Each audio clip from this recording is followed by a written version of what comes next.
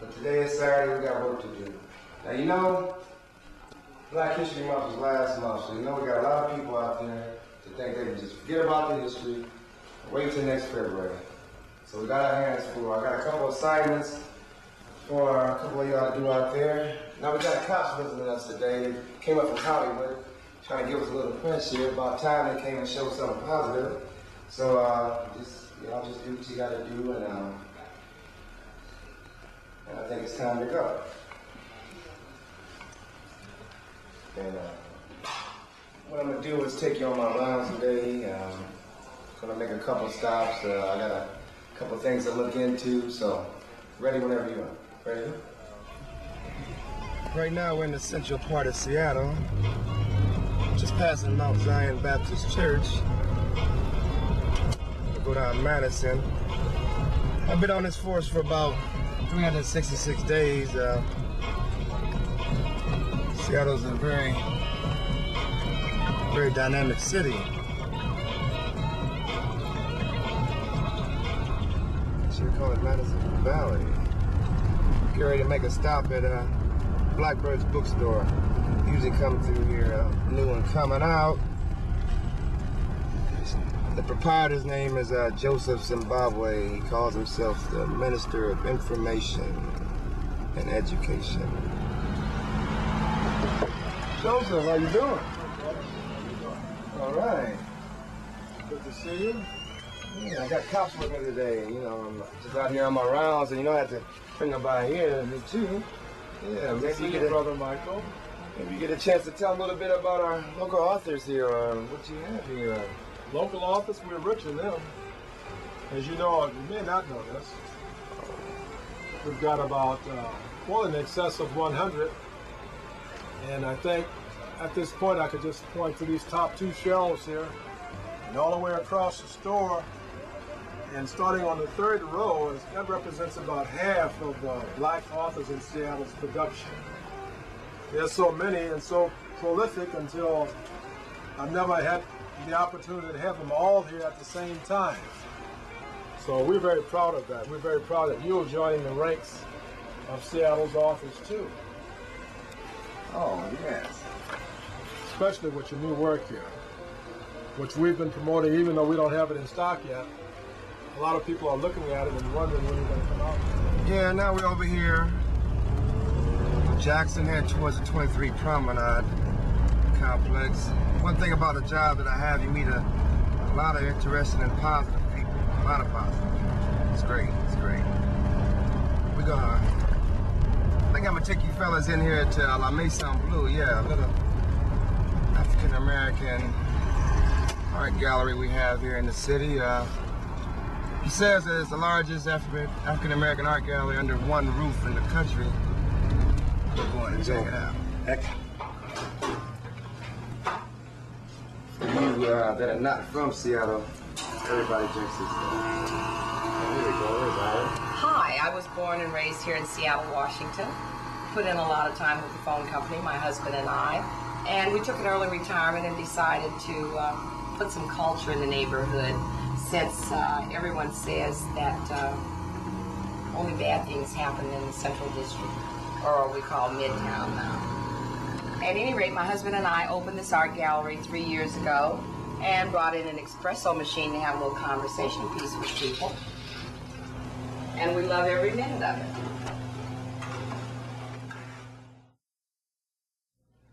Seattle, would you mind if we walk through? Not at all. Enjoy yourself. Okay, I'll come back. Okay.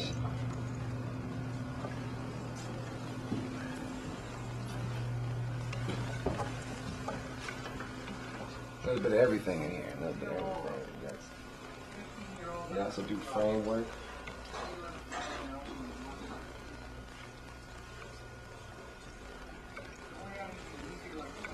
Here we have a lot of sculpture, little carvings, and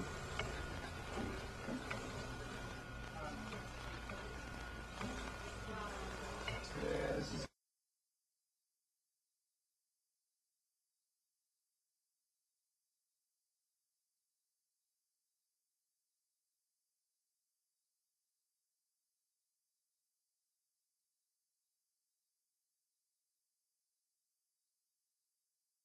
yeah, getting back to those 366 days, that's how long I've been a Black History cop. What I did was started doing some research into African American history and put together a little book. What I did was broke the year down, 24 sections, and chronicled the lives of some people that were like abolitionists, artists, business leaders, medical pioneers, things of that nature. I was talking with a gentleman one day and he said, "Mike, what you been doing for the last couple months?" I said, "Oh, I've been working on a Black History book."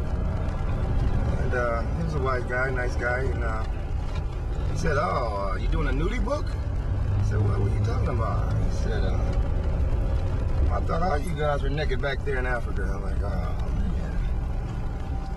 Then at that point it hit me. That's exactly how I felt when I was in the 2nd grade. I'm the only African American in the class, and we're going through history. And we're learning about the proud heritage of the Native American and the European contributions, to this country. But every time Black, Negro, colored people were mentioned, teachers said, "Oh, y'all were slaves, so let's move on." Then, my white buddies in the class are like, "Oh, Mike, sorry to hear about that, but you can't play with us."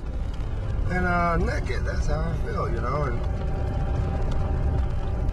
now, I always knew a lot of things about contemporary and current affairs, but as far as history, really didn't hit me till last year. A friend of mine, he called me from Minneapolis. He gave me this Black History quiz. And those 20 questions, I got one right. And that was, what city was the march on Washington held in? D.C. So I had to do something about that. I had to go, look some things up, find something out. Messed around and stepped in some Black history and couldn't shake it off. So what I ended up with was a book entitled Afromation. It's supposed to come out sometime soon. And hopefully it'll be able to help some people learn about a proud heritage that's not so widely talked about. And I guess it's been about 2 months ago as I was involved in all this research, and I got to thinking, Black history, American history.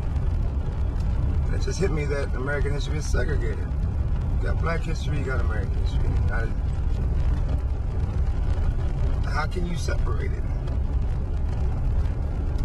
Just like we riding around in this car, a brother named Elijah McCoy invented the system where you ain't gotta go 4 blocks, get out, lube all the gears, go 4 blocks, get out, lube all the gears.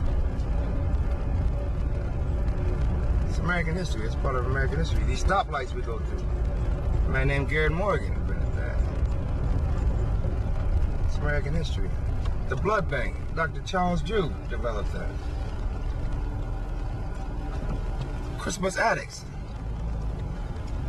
First person to die.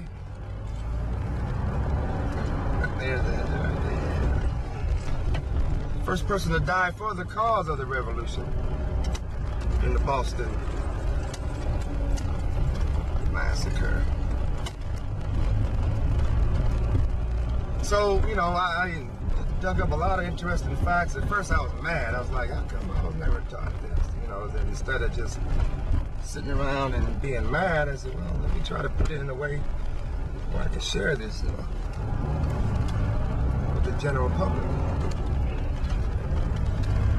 We're gonna make a stop in right over here on 27th Street. Got a little Black History party going on, and we're just gonna go inside and check this out.